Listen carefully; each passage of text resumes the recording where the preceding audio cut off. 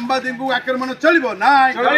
चलिबो नाय सांबादिक को आक्रमण चलिबो नाय अरे कोदळे मात्रे टेंडर फिक्सिंग बंद करो अरे कोदळे मात्रे दुर्नीति बंद करो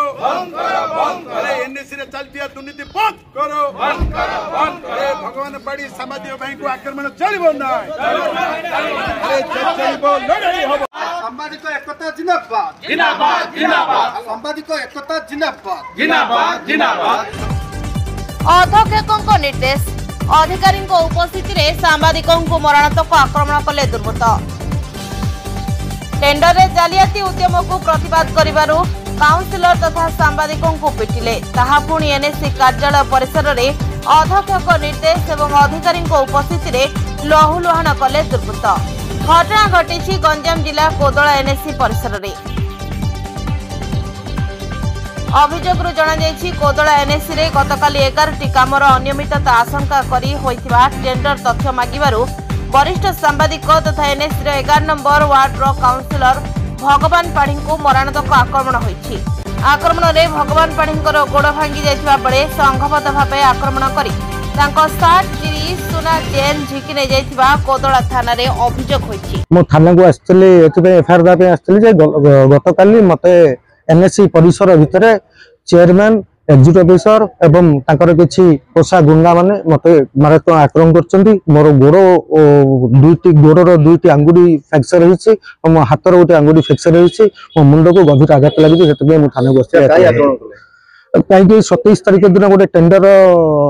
उठला से टेंडर रे फिक्सिंग कले सेटा ऊपर मो प्रतिवाद करथली जे एमिति करंतु जहा नियम अछि से हिसाब रे करंतु टेंडर बंद कर देथिले सेटा प्रतिवाद करथले। तापर मो काली जतला आरटीआई रे मागली से माने मते आक्रोशमूलक भाबे ऑफिस कार्यालय भितर मते पिटिले। जहा सूचना मिली टेंडर प्रक्रिया रो समस्त तथ्य सह सीसीटीवी फुटेज आरटीआई जरिया रे अधिकारी को मागिथिबा जको अध्यक्ष निजे प्रतिक्रियाशील होई अपराह्न 3टा समय रे कार्यालय परिसर रे भगवान पाढ़ी ठिया होइथिबा समय रे अध्यक्षक निर्देश रे एवं अधिकारी उपस्थिति रे 5 रु ऊर्ध्व गुंडा श्रेणी रो लोक आसी तांको सह जुक्ति तर्क करबा सहित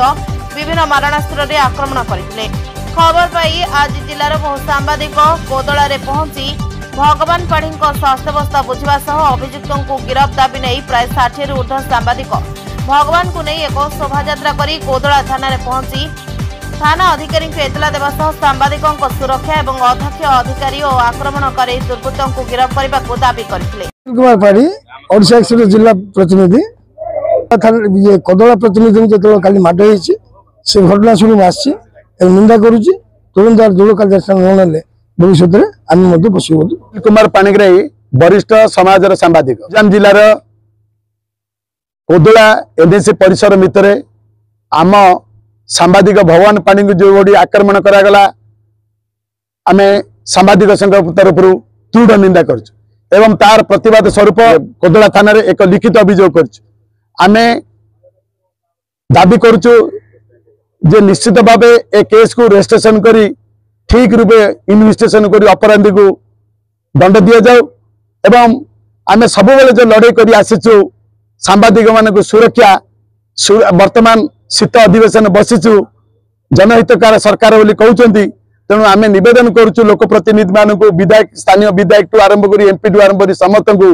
जे सांबादिक सुरक्षा आईन तुरंत ओडिशा रे कार्य करा नले एभली भाव प्रत्येक दिन सांबादिक उपर आक्रमण हम तेणु यही सांबादिक आक्रमण पाई आम सांबादिक मान एकता रहियास न्याय आमर लड़ाई जारी। शासक दलर अध्यक्ष को एभली बर्बरचित आचरण को सांबादिक माने निंदा करबा सह टेंडर दुर्नीतिर तदंत दाबी करा जायछि। गतकाली कोदला एनएससी परिसर रे टेंडर फिक्सिंग को प्रतिवाद करी आम जन सांबादिक भगवान पाढ़ी जो मारणत्मक आक्रमण होइछि ए आक्रमण घटना जो माने संपृक्त अछंती से तुरंत गिरफ्त करबा सह सांबादिकों को सुरक्षा देवाई आज ये कोदला थाना अधिकारी को एफआईआर दिगला। आम आशा करछु अभियुक्त मानक ऊपर तुरंत कार्यानुष्ठान ग्रहण कर पक्षरे बारंबार सांबादिकों उपर जो आक्रमण हो आसुची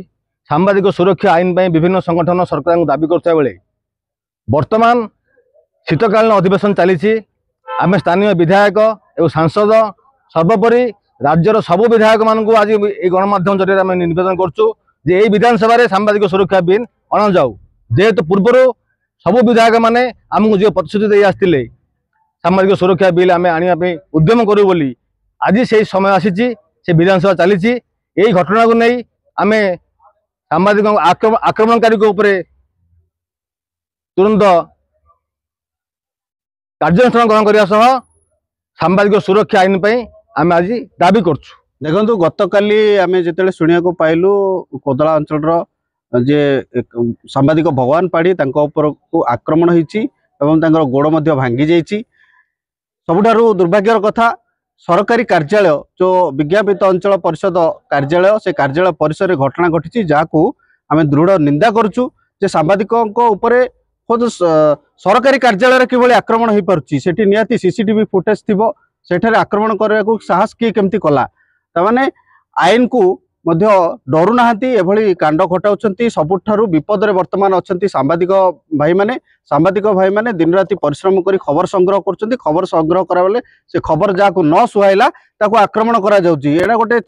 जो चलीची सब बंद हेबा दरकार। वर्तमान नुआ सरकार आछंती लोकंकर सरकार बोली एठी कुआ जाउची। लोकंकर सरकार रे प्रथमे मु दृढ़ दाबी करबी वर्तमान विधानसभा शीत अधिवेशन जो आरंभ होईची जे राज्यर सबु विधायक माने आम अंचल विधायक आम अंचल सांसद एवं सर्वोपरि प्रति निर्वाचन मंडल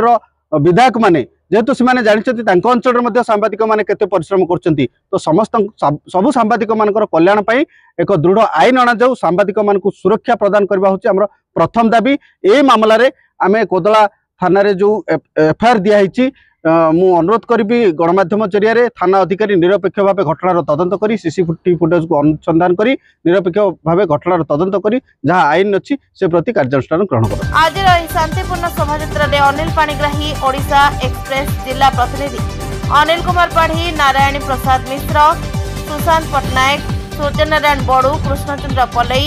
सरोज कुमार मिश्र क्षीरोद बेहेरा पीतवास दास गणेश डाकुआ विजय नायक बापुनी मालू कृष्ण नाहक समेत ओडिशा एक्सप्रेस विभिन्न जिलूर बहु सांबादिक जोगदेवा रिपोर्ट जेएमटी न्यूज।